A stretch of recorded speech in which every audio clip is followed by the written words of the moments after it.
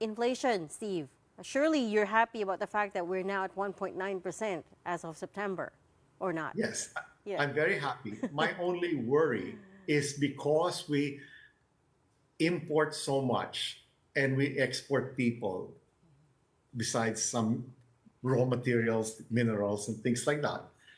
Our inflation, compared to most other of countries who are our neighbors, has a higher quota of imported inflation, which means I'm not talking just about energy prices, oil and coal and things like that.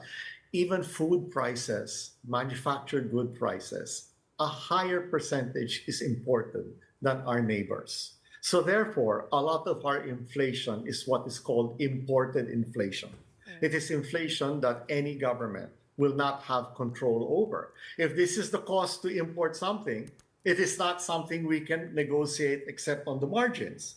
So if global or regional inflation is low for what we import, we will have low inflation. If it's high, we can complain all we want, but we can't do anything about it, which is why I think we need industrial policy to start manufacturing more goods. Fuel prices are rising. What do you see over in the Middle East? Will that prolong? Are we going to expect more of those prices to rise in the coming months? Well, again, I think the next month will be critical to see whether the Middle East becomes a localized, but right now it's been expanding. It was basically in Palestine. Now there's things in Lebanon. Now Iran and Israel are saber rattling. I'm not going to comment on who's at fault and who's not at fault, but if it becomes broader, let's not forget what started the first big inflation boom post-war. It was the 1973 Middle East War, which the Arab states then had an oil embargo. What's the most recent? It was Russia invading Ukraine because it halted natural gas exports of Russia to Western Europe, and the Ukraine is one of the largest wheat exporters. So yes, that's my point about now, if you had food security, you could have some buffers. But if you're importing nearly everything we eat to some percentage, then how can you buffer that? Definitely. We're at the mercy of other states who do export their Exactly. food. But, It's imported inflation. right. But I wanted to ask you about, you kept mentioning industrial policy. Now, correct me if I'm wrong, Stevie, but the last time we kind of had any sort of industrial policy was under the first Marcos administration. Of course, we know how that ended. It ended up in cronies controlling. Yes. And arguably, perhaps, the oligarchy we find ourselves in now. What are you seeing here in terms of how we can rebuild our industrial policy without, a vision of one person? Okay, let me give you first a two-part answer. The first is, so if we did it wrong the first time in implementation, does it mean the policy was wrong or the execution was wrong? If it was the latter, then why should you abandon the policy rather than improve the execution? That's number one. Getting back to what I said about Kennedy, we do this not because it was easy, but because it was hard. Hard things are important. Number two is, yes, we've learned our lesson from the first time, and we may have to learn it again, but other countries also had corruption issues, also had things, and they reversed it or improved it. In the 1997 crisis, the more practical of our neighbors chose some middle ground rather than like what, frankly, Indonesia and the Philippines did, which was, sige, let's just open it up completely and let's see what happens. What did people like Thailand and Malaysia do? Cement prices are more expensive in the Philippines and Indonesia because they're almost completely foreign owned. What did Thailand do? The biggest, they said, we can't protect the other cement companies, but we will protect, and the Crown Property Bureau put a lot of money into Siam Cement. And so they said, we will keep the number one Thai-owned. And now Siam Cement has expanded to chemicals, to petrochemicals, to certain industrial goods, whilst remaining the number one cement company to provide a buffer. So they act as a check because they have lower costs. They don't have to repatriate capital abroad. They can reinvest more and so on. And it has worked out well. So they opened it up to foreign investment, but they kept a safety valve by making the number one state Thai. And Malaysia did similar things. So it's not an all or nothing. That's why I said critical thinking and adapting to the particulars of one situation. You don't have to go back to what happened in the 1970s, but you don't have to basically say no more policy, no more manufacturing, just export people. Yeah. There's some nuance. When you look at the pre-election surveys, inflation remains the number one concern of voters.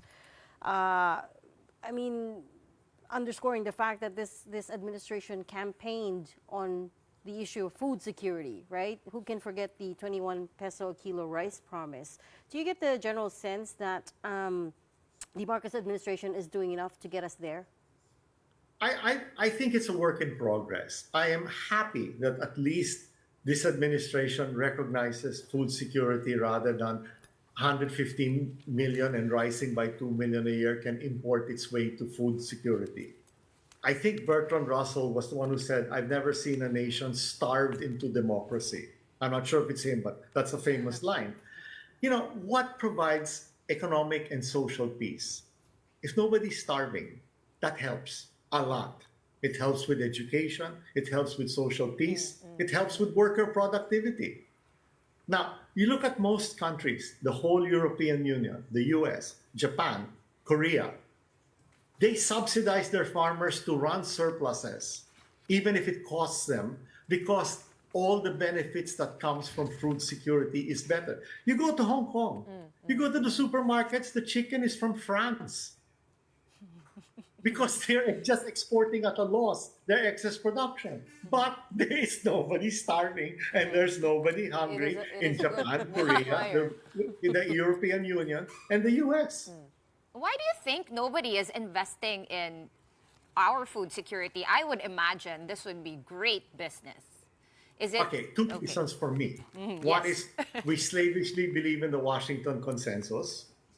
Number two, I'll be very, very blunt. Overpopulation. I'm 65 years old. There's about 115 million Filipinos now. You guess how many Filipinos there were when I was born in 1959? Guess. 20 million, maybe? Yeah, 19 million. We have grown 600% almost in my lifetime. If China's population grew the same way as us, instead of 1.4 billion people, there would be 3.4 billion Chinese. You think they would have had their economic growth and their prosperity with 3.4 billion mouths to feed? Stephen, speaking of China and the economy, I'm just wondering what has happened now to, or how has the economy reacted to the all-out ban on pogos? What have you noticed with the real estate industry, with office space industry, with how it has affected the growth of our economy? It's a sugar high. Pogos became a sugar high. It artificially created demand that is now coming back to reality, and maybe people overbuilt. And you probably need time to work it out of the system. I'm on the board of a publicly listed real estate company, and they said the supply of apartments is something like 2 to 3 years supply. So, you know, I mean, sometimes you make mistakes and you have to deal with it rather than say what? Continue what is not a good or sustainable business. Meaning there's an oversupply now. Consequences. There's an oversupply now because Yes. of these pogo companies vacating the industry. Is that part of it? I mean, I sit on some boards, and when they renew their leases for like the bank branches or the supermarkets and everything, generally they're all still lower than pre-2019. I read in the papers this week that for the first time, rents in BGC have approached what they were before COVID, which means elsewhere they haven't. But still a bit inflated in BGC, I can attest to that. And with lots of abandoned cars in parking lots. Quite a bit of oversupply still. We're going to have to leave that there for tonight. Thank you so much for your insights. We hope you could join us in studio next time. That was retired global investment banker and columnist Stephen CuUnjieng.